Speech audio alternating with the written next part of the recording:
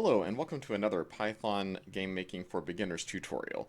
So we're starting to wrap up the basics of Python and we're going to get into our first project very soon. I'm going to set it up either in this video or in the next one. We'll just kind of see how things go and see how long this one ends up taking. So in the last video, we started doing loops, or I'm sorry, we started doing conditional statements using the conditional operators greater than, less than, equal to, as well as if-else statements. In this video, we're going to get into loops, which is really one of the final basic concepts of Python before we're able to make our own game. So the idea of loops is essential to understanding how to make video games. So each game is going to have what's called a game loop. We're going to deal with very simple loops right now. If it's a really complex game, such as, if you think of a modern game like Skyrim or something like that, like they have a very, very complex game loop. You might be able to boil it down into relatively simple terms, but overall it's pretty complicated. Ours are going to be very simple. So we're going to start off with a couple of simple loops in Python. And we're going to begin with one of the easiest ones to understand, which is a while loop. So as you might have guessed, a loop is just a snippet of code that runs over and over and over again. It loops on itself. It just keeps on repeating. So we have to avoid creating what's called an infinite loop, meaning that there always has to be a way to escape the loop. Otherwise, our program will never end. So for the while loop, we have to, so a while loop tells the program to keep doing something while a certain condition is true. So for instance, I'm going to be using a different IDE today. We're not going to be using my beloved idle, but I am using Visual Studio Code. That's the IDE that I recommend, but if you have another one that you're comfortable with already, feel free to use whatever you like. But if you use Visual Studio Code, be sure that you have the Python extension installed. If you go down here to the left, there's an extension button. You can just type in Python. And again, just make sure you have the Python extension installed. It's pretty easy to figure out. I won't walk through the whole thing. But that will basically allow code highlighting and code completion and some other features that's going to make our lives a lot easier. So once you've got that open and running, we're going to go to New File, select a language, and I'm going to pick, of course, Python. There we go, and we are ready to go. So I'm going to go ahead and create a variable, and I'm just going to call this Iterator, and we're going to set that equal to 1. And then I'm going to set up my while loop. So this is going to be set up kind of similar to the way we did the if-else statements before, but I'm going to use the keyword while. So you have to use while. I'll go ahead and show you the syntax real quick. We're going to do while condition, and then our loop is going to be under here, if I can spell loop correctly. And that's pretty much it. That's all you have to do. Whenever that condition is met, then that loop is going to end. So it's a good idea to put in an iterator at the end. And I'll kind of show you what this means right now. That's why I called this variable iterator, because it iterates, or it's going to iterate every time we go through this loop.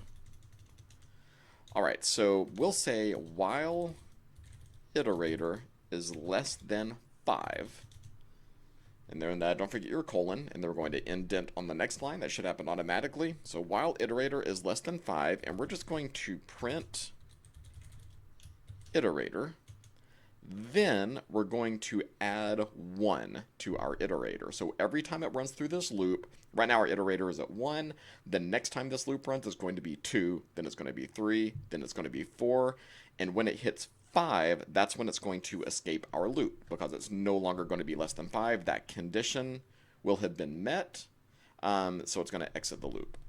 And I'll actually show you a shortcut. Normally you would do iterator equals iterator plus 5. That's how we set a new number variable, but there's an easier way to do that.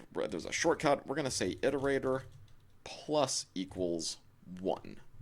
And so what this is saying is just add 1 to that variable. So iterator plus equals 1 just means set that variable equal to itself plus 1. So now, the first time it runs through this, while iterator is less than 5, iterator is 1. So that's going to evaluate to true, and it's going to run that loop. It's going to print 1. Then it's going to add 1. Now our iterator is equal to 2. So while iterator is less than 5, it equals 2, so it's still less than 5. It's going to print 2, then it's going to add 1, then print 3, add 1, and so on and so forth.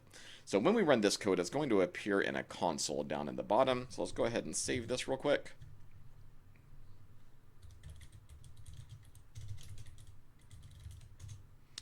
There we go, and then I'm going to hit the green play button up here to run it. And it's going to run very fast. It runs 1, 2, 3, 4, then it escapes the loop. I'm going to go ahead and put a print at the end just so we know that's over.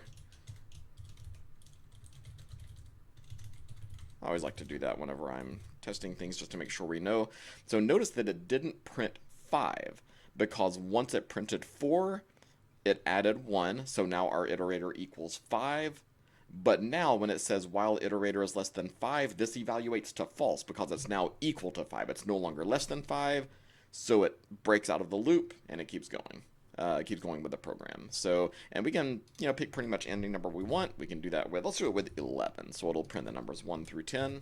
Save that, run it, and boom. 1, 2, 3, 4, 5, 6, 7, 8, 9, 10. End of program. So relatively simple. That is about as simple as loops get. So a much more common loop that we're going to use is a for loop. And a for loop took me a really long time to really fully grasp, so I think I've got a pretty good way of explaining this one. So on this one, a for loop is going to do something for every item in a list. If you need a refresher on lists, be sure to check out my earlier video. I will link to that above as well. But I'm going to show you a couple of different ways to do this. You can use this for loop to iterate over a list, meaning it will do an action for every item in that list. You can do it for a range of numbers, which means that it will complete a function for every single number in a certain range. I'll go ahead and show you that in a list first.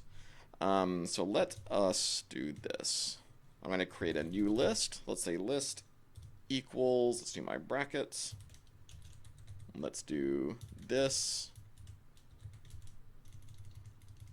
Let's put space. Actually, we don't have to do spaces. This is a list. There we go. So I can print that list, print list, and then when I run that, it prints my list back to me. This is a list, everything separated. So let's say that we wanted to print all of those. This is going to print them each on a separate line, but this is just to illustrate what a for loop does exactly. So for this, we're going to say for. So for this one, we're going to say for item in list. So, and this is just the basic syntax. This is actually very similar to what we're actually going to be doing though. And then it will do this code, whatever we put in here, for every single item in that list. So this where it says item, that is a placeholder variable. It's a variable that is automatically created just for the purposes of this for loop. That's what took me a really long time to understand. I was always wondering, like, where did this word come from? And you can call this anything you want. You can say for vegetable in list, and it will do that. You can say for word in list, for letter in list, for state in list, literally whatever you want, but it's best to give it something descriptive. So if I'm doing a list, I will just say for item in list, and then we're going to say print item. So again, we're using that placeholder variable that we created, which could be anything, but this has to be the same name as that. So that print statement has to use that variable if we wanted to print that. So let's go ahead and run that. I'm actually going to clear that out. Now let's run it. And then it prints each one on a separate line. This is a list. So pretty simple. All right, let's say we wanted to iterate over a range of numbers. Like, let's say we wanted to print the numbers, if we wanted to print 1 through 5, then we could create a list. We'll call it numList equals 1, 2, 3, 4, 5, and then say for number in numList, print number, just like that, and that will work. exactly like we did just a moment ago. 1, 2, 3, 4, 5. But let's say we wanted to print the numbers 1 to 5,000.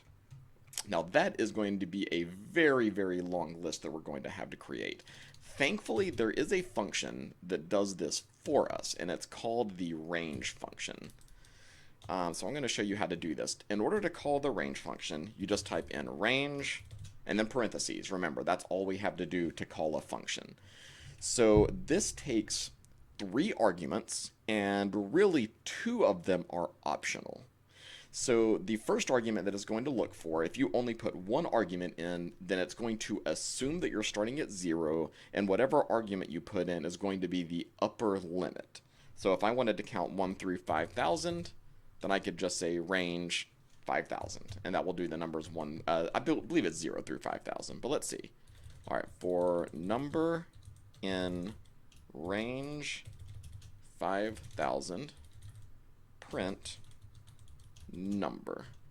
So Python acts pretty fast because it's a programming language and computers can do simple tasks a lot quicker than humans. This still might take a moment. Let's see. So I'm going to run that.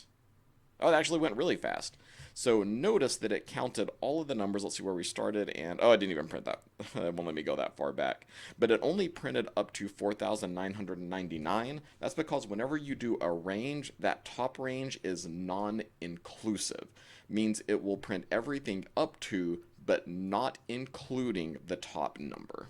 So always keep that in mind. If we wanted it to print 1 through 5,000, then we would have to call range 5,001.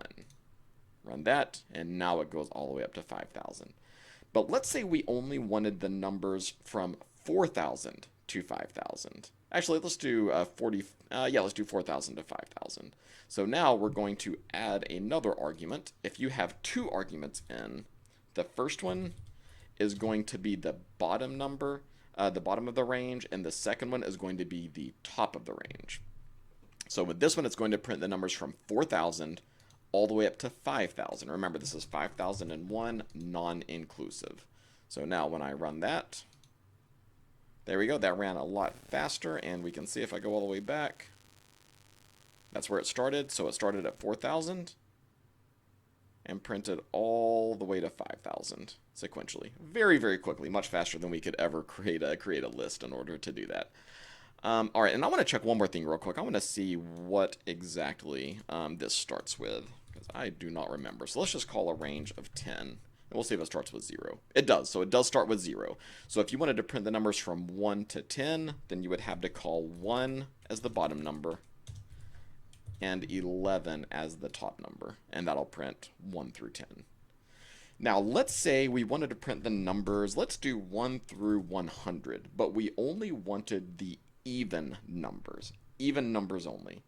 So if we wanted to do this, we could call 0, 100, and then we can put in a third argument, which is going to be a step size. So this is only going to, if you put a 2 in, it's only going to print every second number. So if I run that, then we start at 0, and it prints the numbers by 2s, only the even numbers, all the way up to, but not including 100. So if I wanted to go all the way to 100, I just put in 101, and there we go. Now it goes all the way up to 100. So again, if you only have 1 argument, it will count 0 to that number. If you have 2 arguments, it's going to treat the first one as the first number that it counts through, the second one as the top number. And if you put in a third argument, that's going to be the step size. So if you wanted it to count, I don't know, by 5s, we could do that. 5, 10, 15, 20, 25, 30, and so on. Oops, I went too far back. There we go. All the way up to 100. So for loops are very, very useful whenever you need to do a repetitive task a whole lot of times. And remember that in this coding block, in this for loop, we can have it do whatever we want. So we can have it print, we could do math with it, have it print number times 2. And if we run that, it does that. It prints number times 2. So that way it counts 5. Oops, I went too far back again. There we go. So that way it'll count by tens because we're doing 0 times 2, 5 times 2, 10 times 2, and so on, 15 times 2, all the way up to 100 times 2, which is 200. We could also have it print a string.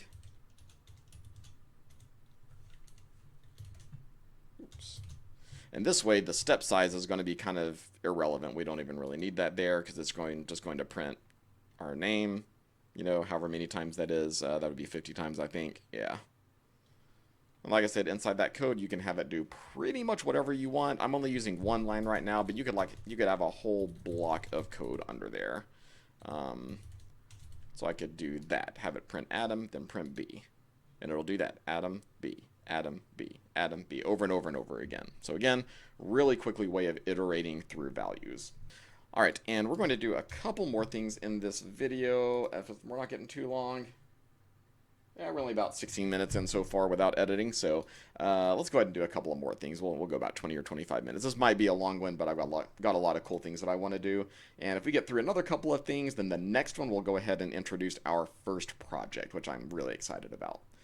All right, so we're going to talk about importing modules. So as you've already seen, there are loads of things that you can do with Python. It's got lots of great stuff built in.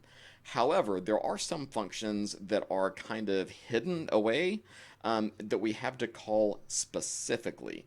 So if we included everything that Python could do by default, it would slow everything down, it would make it convoluted and a lot more complicated than it needs to be. So there are certain advanced functions that not everybody needs to use every single time, and whenever you need those functions, you have to call them in one at a time. So there is a thing called the Python Standard Library, which is a bunch of modules that it comes with that you have to import manually whenever you want to use them. One of the cool things about Python is that it's open source and it's actively developed. Anybody that wants to can create extra modules for Python. So the module that we're going to get into soon, where we're going to start programming our own graphic games, is called Python Arcade. And that was invented by a person that wanted to make a better way of making games with Python. And so they just wrote their own system where you can use Python to code your own graphical games. So really, really cool. So in order to import a statement, or to import a module rather, you use the keyword import, and you want to do this generally at the very top of your program. Sometimes you might want to do it inline, but I like to do it at the top, especially when we're doing short ones like this. So we're going to use one called random, and I'm going to say import random, and now we have access to the entire random library. And the random library includes a whole bunch of functions as well as methods that we can use. And we're going to use a method called randRange, which is going to select a random number within a certain range. So I'm going to say random number equals, and since this is a method, we have to call random dot randRange. And you can see it auto-completing there. And then on this one, we're going to select the beginning number and then the ending number. Again, this is non-inclusive, so we're going to select 1 and 101. And then we're going to print random number. So what this is going to do is it's going to call the random module, then it's going to select a random number between 1 and 101, and it's going to store that in the random number variable. Then we're going to print the random number variable. So let's go ahead and give that a try. If I run that, it gives us the number 40. If I run it again, it gives us 24. So every time I run that, we're going to get a random number between 1 and 100. That's between 1 and 101, non-inclusive. Remember, it will never give us 101 no matter how many times we run it. It's only going to give us 1 to 100. So that is how to import modules and how to pick random numbers. I don't want to go too in-depth on random numbers and how computers select them, but it is worth mentioning that these numbers aren't truly random. However, for our purposes, they're going to appear random. And that is okay for doing simple games. I am fine with it using not truly random numbers. As long as they appear random to us, that's going to be all right. If you were going to use this for any type of encryption or anything like that, you will not want to use this. It'll be very, very easy to break for somebody who knows what they're doing. So just using this for games, though, is perfectly okay. All right, and we are going to do one more thing. This is kind of a big topic. I was going to save it for its own video, but I think we might be able to get to it kind of quickly. And I want to talk about defining your own functions. So we've used functions a little bit before. such as the print function. And if you remember, a print function is just or a function rather, is just a list of instructions. So if I type in print, and then I'm going to pass it an argument, which is just extra parameters, we're going to pass it hello world. And if I run that, it's just going to print hello world to the console. Like that's, pretty much as simple as functions are. So the actual underlying code that makes that work is a little bit more complicated. So I'm going to go ahead and show you now how to write some simple functions. So the way to define a function is with the def keyword. That stands for define. And we're going to define a function called add2. So it's going to be add2. We have to put parentheses at the end. That lets it know that it's a function, colon, and then we're going to indent the next line. So in here, we're going to put any arguments that we might need. Now remember that not every function requires arguments. However, this one is going to. So we're going to make a function that adds two numbers together. So we have to take two numbers as arguments. We can call these variables pretty much anything we want within our variable rules, but I'm just going to call it num1 and num2. We have to have those separated by commas so it knows that that is two separate arguments. So when we call that function, we're going to type in add2, and then in parentheses, we're going to put our two numbers, and that's it.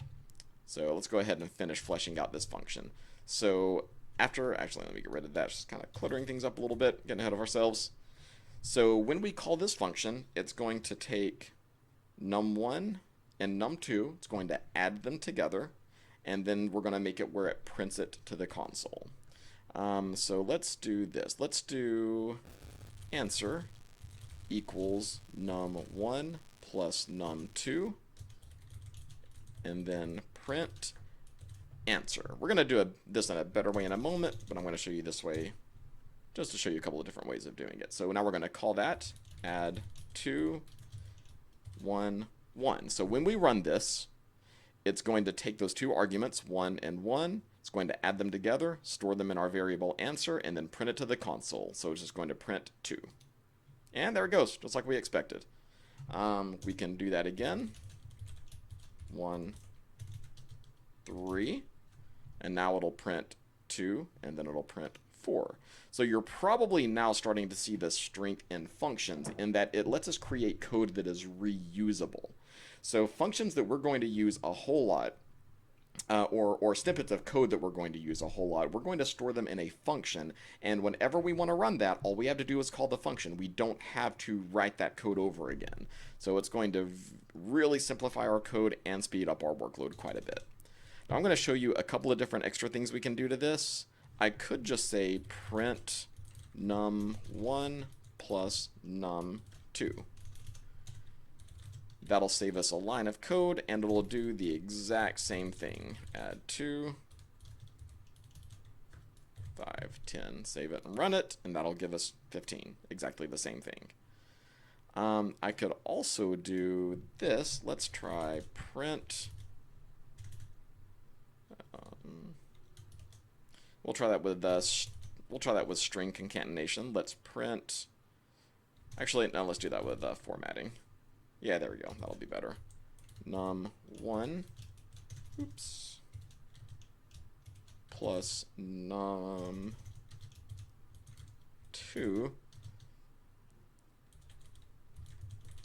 equals num1 plus num2.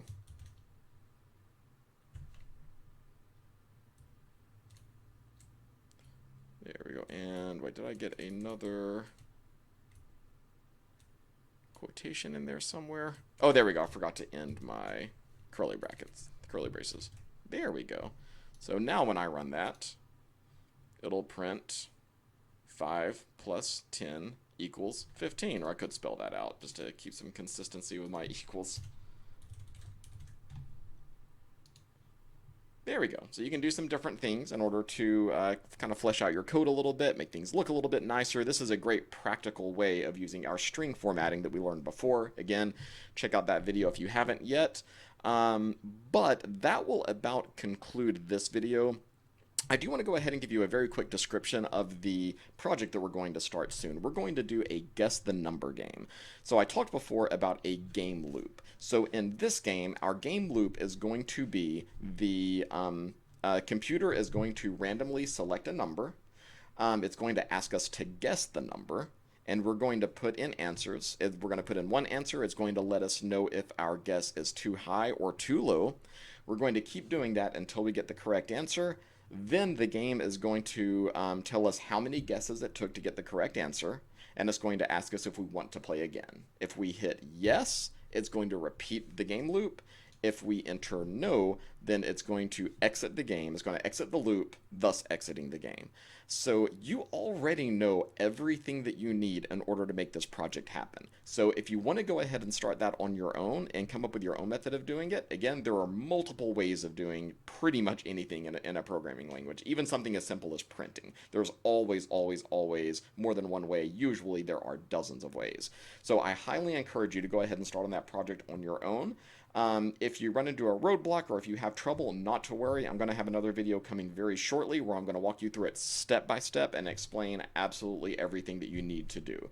But until that time comes, thank you for watching. Be sure to hit the like button if you got something out of this video. Subscribe if you're new here or if you haven't subscribed already, and hit the notification bell so you never miss one of my new videos. Now that we're getting the basics out of the way, we're starting to get to the really cool stuff. If you need extra explanation, if you have any questions, or if you want to show me some of your code, as always, feel free to leave me a comment below. And with that, we will see you in the next one. Thanks for watching, and goodbye.